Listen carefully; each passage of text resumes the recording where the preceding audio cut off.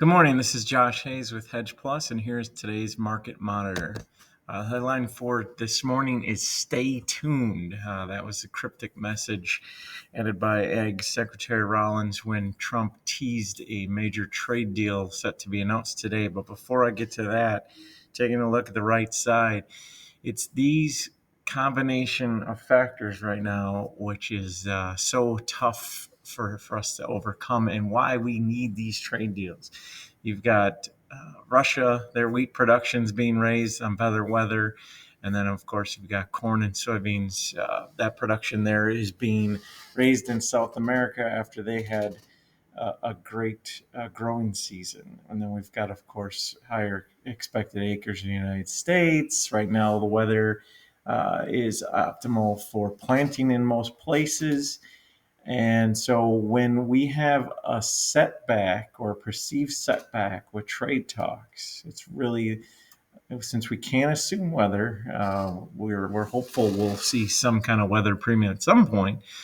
But since we can't assume that, the market is really searching for anything positive right now. So when we have, I understand why, but when Trump states things like China's 145% tariffs are going to remain in place, even while we're set to talk to them on Saturday, and China had expressed optimism or the desire to have these tariffs uh, scaled back in order to have meaningful discussions. Those kinds of setbacks really impact the market, and that's what we saw yesterday. We were doing all right on the overnight, and then that statement came out, and it just sent shockwaves through the market. So the market needs something positive because the fundamentals, um, are, which were decent, are on the decline as all these big production numbers are factored in. So can't continue to have bad news. These levels of support won't hold forever if you test them too many times. Thankfully, right now it appears as we are holding support levels. But yeah, we do need we need good news soon. I understand why Trump's doing it. He's trying to maintain leverage just the way China is. I have no problem with that, but we definitely could use a deal. And that brings me back to the stay tuned comment. So this deal announcement is expected to be with the United Kingdom today. Um, First report last night, about 8 hours ago, was just the teaser of the deal and Secretary Rollins' tease of stay tuned. As the night carried on, more details started to leak out, including the country, the UK, but also that the deal is expected to include a large amount of agricultural products. Thus, why Agricultural Secretary Rollins chimed in. So that has added support overnight. So we'll get to that here in a minute. But overnight trade has turned positive, and we're going to need, obviously, this deal to uh, measure up and to meet expectations that are being built between now and 10 a.m. I believe that's 10 a.m. Eastern. We'll get that announcement. But not only that, we need more of them, and they should be coming. And Trump indicated this is first of many to come, and that's really what we need right now. Like I said, we can only test these bottom levels of sports so many times before the bottom falls out. So before that happens, let's get some trade deals announced and go from there. So we're hopeful for that today. We'll see what we get, and we'll watch for that for you guys today, and we'll share the details when they come. One small note about ethanol: was considered a bearish report yesterday, but and we've dipped below the weekly pace needed to meet USDA projections for this year, but we remain so far above that I think we'll still go ahead and exceed the expectations for USDA because this is the slowest ethanol production time of year.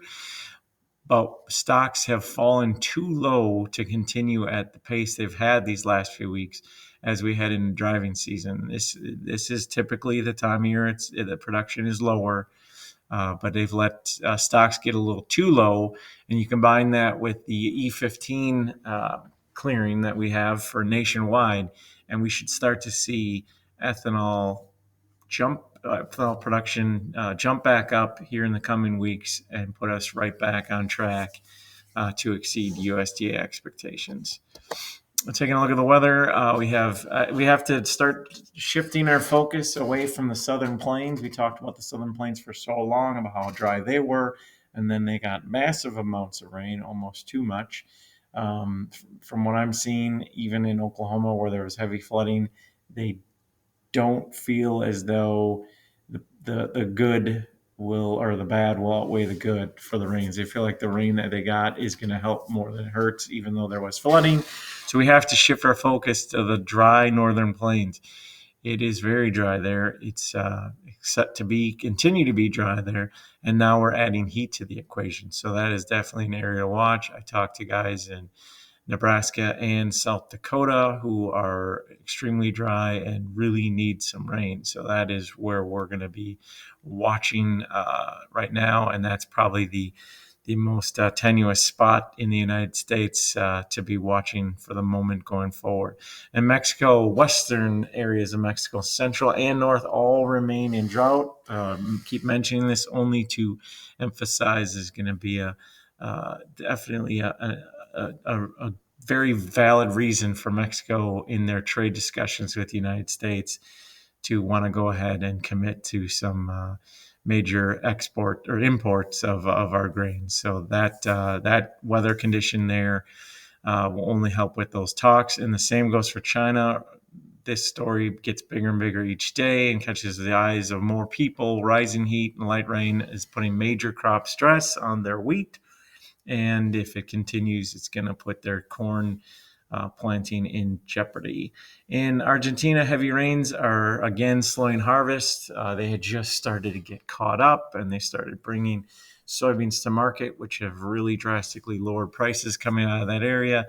But they're facing heavy rains again, so we'll be watching that to see just how much it slows harvest and see if it leads to a point where maybe perhaps beans are temporarily off the market from Argentina. Taking a look at international prices again, reason I bring this back in, we talked, I believe it was yesterday, about how low the prices are in Argentina for soybeans. Argentina also is bringing cheaper corn to the market than the U.S., but I've mainly brought this up today to show that wheat has once again dipped below U.S. prices coming when you see what's coming out of the Black Sea region. This is primarily Ukraine. Ukraine is bringing wheat to the market at $218 per metric ton compared to $221.17 for the U.S. So you see now we had a situation there for a little while where we had the cheapest corn and wheat. That is no longer the case. We don't have the cheapest anything right now. Argentina's got the cheapest corn and beans, and wheat coming out of the Black Sea, primarily Ukraine, is the cheapest in the world right now. So we really need those trade deals. Taking a look overnight, flat corn prices. As I look now, just a few minutes later, corn is up about 0.5 cent. Beans and wheat up about 5 and 3.5 cents respectively. But relative to where we were at this time yesterday, corn is down 13 cents, beans are down 9 cents, and wheat is down 6. Once again, we're testing these bottom levels of support right here. It's nice to see the bounce. It will probably, I guess, be forever unknown whether this bounce had to do with just strong support or the news of this trade deal. It doesn't matter to me. All I want to do is see these prices bounce from here. So let's hope for a good major trade deal announcement that has a lot of U.S. exports of grains to the United Kingdom. Again, that announcement's coming up at 10 o'clock. I believe that's Eastern. So in just a few hours, we'll know. That's all for today. I hope everyone has a great day. We'll talk to you again tomorrow.